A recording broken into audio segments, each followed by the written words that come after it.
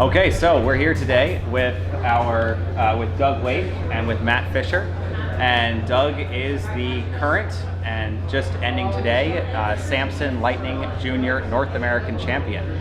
So we're here. We're going to ask him a couple of questions about how he did it, and the other person here is Matt Fisher, and Matt is the first person to win the Junior Lightning North American Championship in 1974. So I'm going to ask these guys a couple of questions about how things changed and were they different before, or whether it's all the same stuff, and see what the responses are. So the first question I have for Doug here is, we had a pretty good fleet out here. We had about 25 boats. It was 12 of the juniors. Yeah. Okay. So we had about that many. Good. And how did it go for you? You know, obviously you guys won, but what was how did it end up? We were sailing really well. I thought that our boat speed was really consistent. We were going the right way, and we managed to win every race, but let it be known that that was not without a fight. There was some really tough competition in the junior fleet, and there were some tough conditions that we were dealing with. So it was a really fun regatta to be able to do well at, and fun people to sail against. Perfect. So that's a pretty tough. Matt, we've both been sailing a long time, and that's anytime you can do the full picket fence at any event. That's pretty impressive, and especially at a North American Championship. So that's very, very good. So Matt, let's harken back to the day that in 1974, the day that you won the Junior North American Championship. How did it go for you over there? Well, first of all, I want to congratulate Doug also. Just to win 5 races in a fleet like this, it's very impressive. We went out and practiced today and saw him blowing the group away, so it was very cool to watch.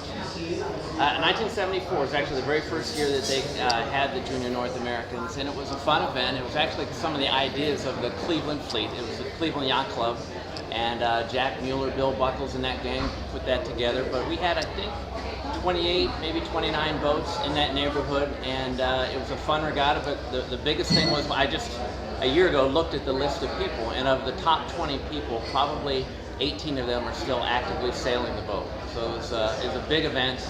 The class really supported it, and it was a lot of fun for everybody.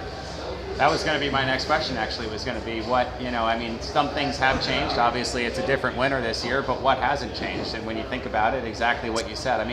What are some of the names of those people that are still sailing in this class? Well, my brother Greg was second, and I'll have to look it up, but I know the top 5 included Jay Lutz, Mark Bryant, Rob Ruhlman was up there. So when you look through a lot of the names, Larry McDonald was probably 4th or 5th.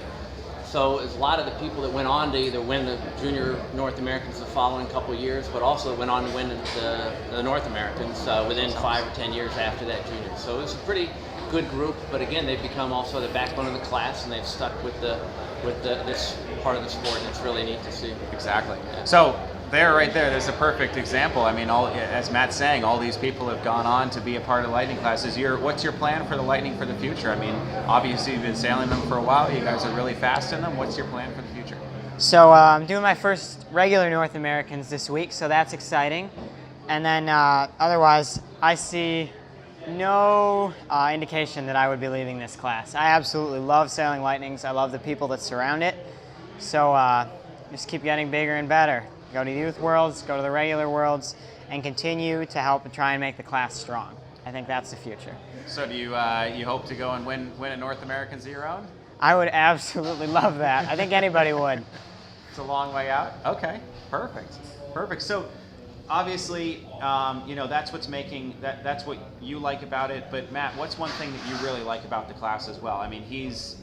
Obviously he's on top of the world right now. He's won the Junior North Americans, and that's unbelievable. And you just really like the class. And what's something that you like? I think the biggest thing is this: my whole family grew up in the Lightning class. My brother sailed it. There were probably 25 years where my brother, my dad, and myself, and our families and wives would be sailing against each other from probably mid-70s until 2008. So that's what's been the most important part of the class for me. We've been very involved in the class, very involved in both of us worked for various sailmakers over time, and we're very very into making sure the Lightning class grew. Perfect.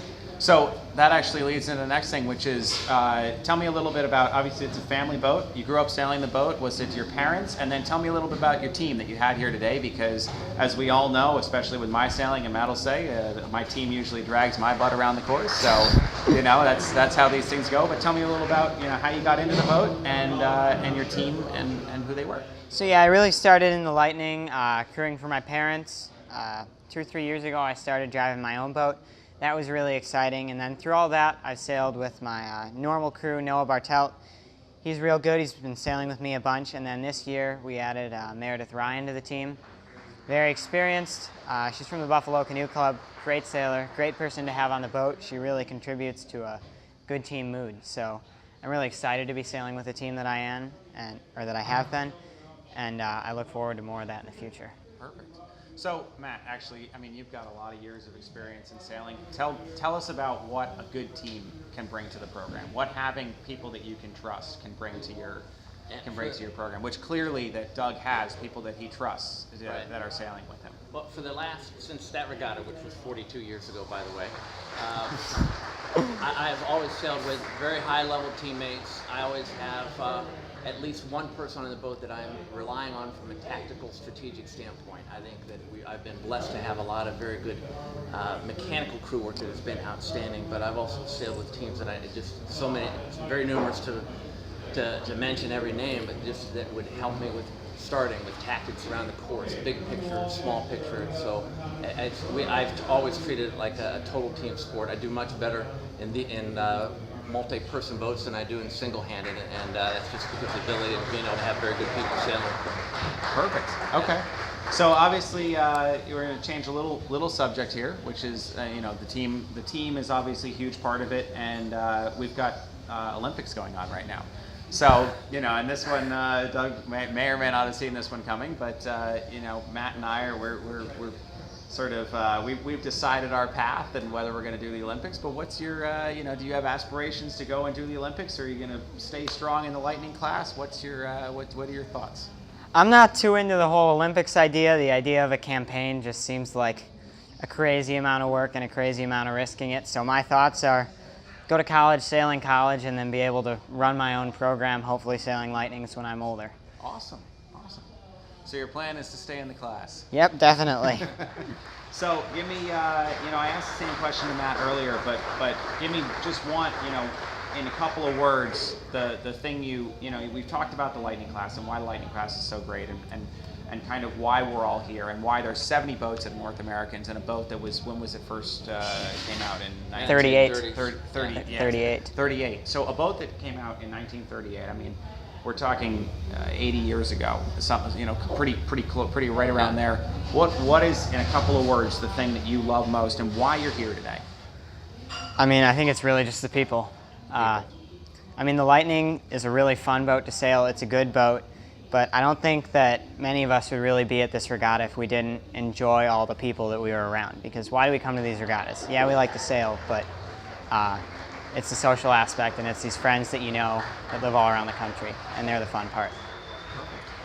I think also we've had outstanding leadership that has allowed the boat to evolve. You know, we were kind of talking about how the boat has changed, but things we take for granted now as far as flotation, adjustable backstay, traveler, we didn't have. I feel like we were joking before that maybe we were using horses to back the boats in back in 1974, but we were using cars.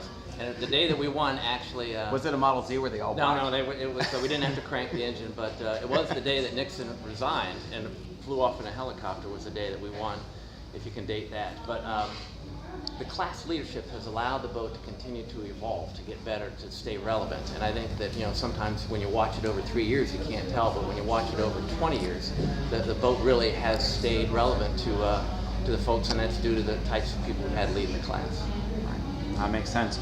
So the final question for you guys today is, you know, obviously you're a North American champion, and you know, give me one thing that you think you guys did really well to put yourselves there and make that, you know, what is the most important aspect for everyone out there who's aspiring to be exactly like you are and be a junior North American champion?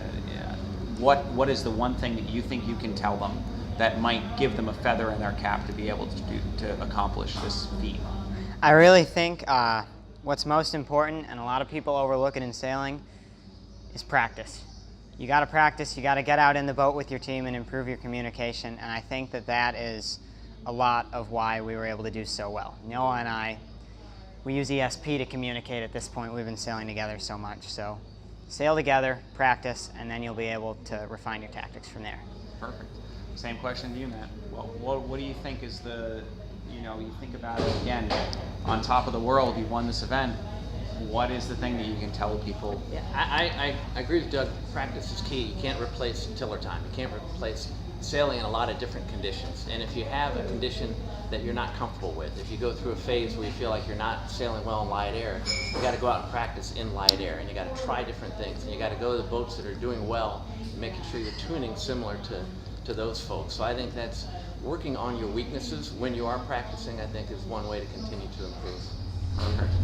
So that's kind of what we take a little time with these guys, and I'd like to congratulate, obviously, Matt from 1974, when, again, he's probably been congratulated 1,000 times, but congratulate him again, and more importantly, congratulate Doug here for being the 2016 Samson Lightning Junior North American champion. So.